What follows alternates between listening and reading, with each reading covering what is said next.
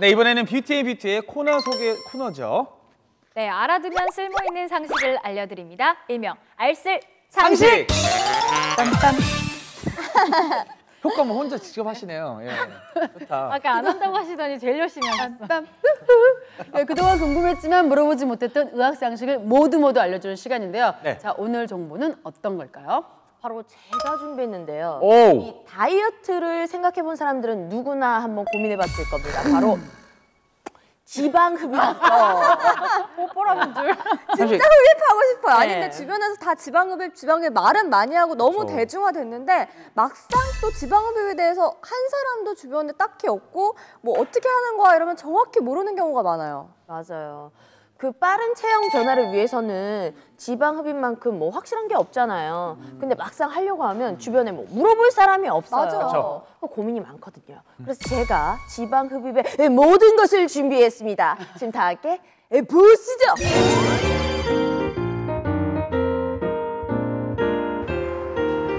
개개인의 맞는 굴곡과 라인을 지녔을 때 아름다운 몸매가 만들어집니다.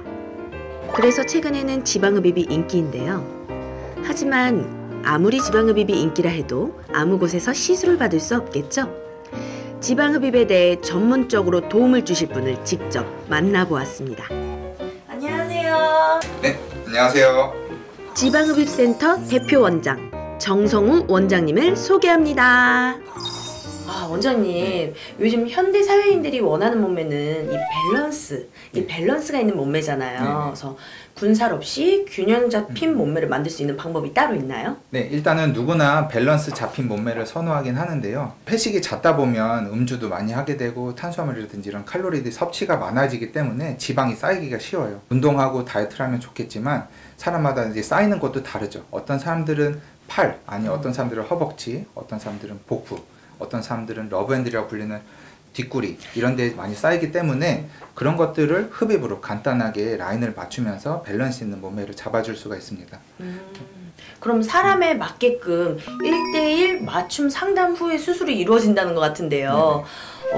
지방흡입 수술 진행 방법은 어떻게 돼요? 일단 지방흡입 시술을 진행하기 전에 초음파 검사를 통해 가지고 피부랑 근육 사이에 있는 지방층의 두께를 잰 다음에요. 예상되는 흡입량을 이제 계산을 하고 향후 사이즈 변화라든지 이런 것들을 예측하고 계산하게 됩니다. 두 번째는 인바디 검사를 통해서 몸에 있는 체지방량을 이제 계산을 하고요. 수술 방식은 미세절개를 통해서 투메센트라는 이제 지방 팽창 용액을 집어넣게 되고요. 지방이 팽창되고 혈관이 수축된 것을 확인한 다음에 지방을 제거하게 됩니다. 그 제거된 지방을 통해서 얼굴에 꺼진 부분, 이마나 아니면 볼이나 가슴에다가 지방을 채워 넣어서 좀 더 볼륨을 키워줄 수가 있습니다. 그럼 혹시 요즘 분들이 선호하는 수술 방법이 따로 있나요? 주로 선호하는 수술 방식은 매뉴얼 방식을 선호하고 계시고요. 매뉴얼 방식의 장점이라고 하면 섬세하게 손으로 만져가면서 균일하게 지방을 제거할 수 있다는 장점이 있습니다. 기계식 방식과 비교했을 때 시간이 좀 더 오래 걸리는 단점이 있지만 고객님 입장에서는 좀 더 좋은 결과를 얻어낼 수가 있죠. 수술 후 그 흉터 많이들 걱정하시잖아요. 흉터가 크면 안 되겠죠. 네. 미세 절개를 통해 가지고 흉터를 최소한으로 줄일 수 있고 기본적인 가려지는 부위에다가 절개를 통해서 흉터를 가릴 수 있도록 하는 게 중요하고요. 그 다음에 이제 봉합살을 제거하는 시기도 중요해요. 상처 부위별로, 예를 들어서 얼굴도 다르고 몸도 다르고 상처 부위별로 봉합살을 제거하는 시기가 다르기 때문에 요거를 지켜야지 흉터를 최소한으로 할 수가 있고요. 그 다음에 봉합살을 제거한 다음에는 연고를 많이 발라주셔서 흉이 지지 않도록 해주는 과정도 중요합니다. 제가 오늘 이렇게 원장님이랑 얘기를 하다 보니까요. 궁금해지는 게 너무 많아지는 거예요. 우리 시청자 여러분들도 똑같을 텐데요. 혹시 저와 함께 스튜디오로 가서 좀 자세한 이야기 나눠주실 수 있을지. 네, 물론입니다. 네. 알겠습니다. 시청자 여러분, 저 그럼 원장님 모시고 빨리 스튜디오에서 뵐게요.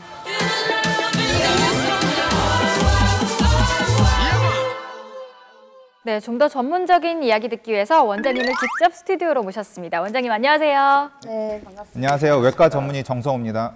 네, 반갑습니다. 근데 그 지방 흡입 수술 얘기를 많이 들어봤는데 저는 정확히 뭔지 모르거든요. 그게 정확히 뭔지 한번 디테일하게 말씀해 주세요. 사람마다 지방이 많은 부위가 다르잖아요. 네. 예를 들어서 어떤 사람들은 상체 비만, 어떤 분들은 허벅지도 안쪽이라든지 바깥쪽이라든지 이렇게 지방이 많은 부위가 불만족스러운 부분들이 있잖아요. 네. 이런 부분들의 지방을 제거하는 수술입니다.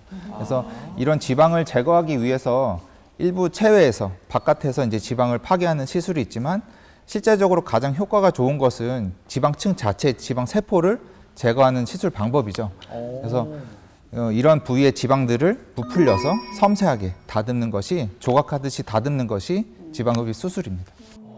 아무래도 수술로 진행하다 보니까 좀 고민이 될 수밖에 없는데요. 어떻게 준비를 해야 안전하고 건강하게 수술을 할 수 있을까요? 많은 분들이 체형 교정을 하기 위해 지방 흡입 수술을 이제 결정을 하게 되는데요. 너무 성급하게 결정하다 보면 이게 불만족스러운 부분이 생길 수 있죠. 그래서 충분하게 사전 정보도 얻어야 되겠지만 전문의와 1:1 상담을 통해서 본인의 체형을 알고 그거에 맞는 수술을 하는 것이 중요하겠습니다. 지방 흡입을 하면 이 피부가 울퉁불퉁해진다는 얘기가 있어요. 그게 사실인가요? 그래서 실제적으로 생체 조직이다 보니까 회복되는 과정 중에서 섬유질이 막 생기면서 울퉁불퉁해 보이고 유착처럼 보일 수 있는데 이런 것들은 자연스럽게 한 4주 정도 지난 후부터 맞춰지게 됩니다. 근데 실제적으로 부위별로 울퉁불퉁해진다든지 아니면 유착이 생긴다든지 이렇게 잘 될 수 있는 부위가 있는데요. 이런 것들을 고려하지 않고 무분별하게 흡입을 진행하게 되면 많이 유착이 생긴다든지 울퉁불퉁해진다든지 이런 안 좋은 결과가 생길 수 있습니다. 때문에 이렇게 노하우를 가진 전문의와 충분하게 상담하고 수술을 진행하는 것이 좋겠습니다.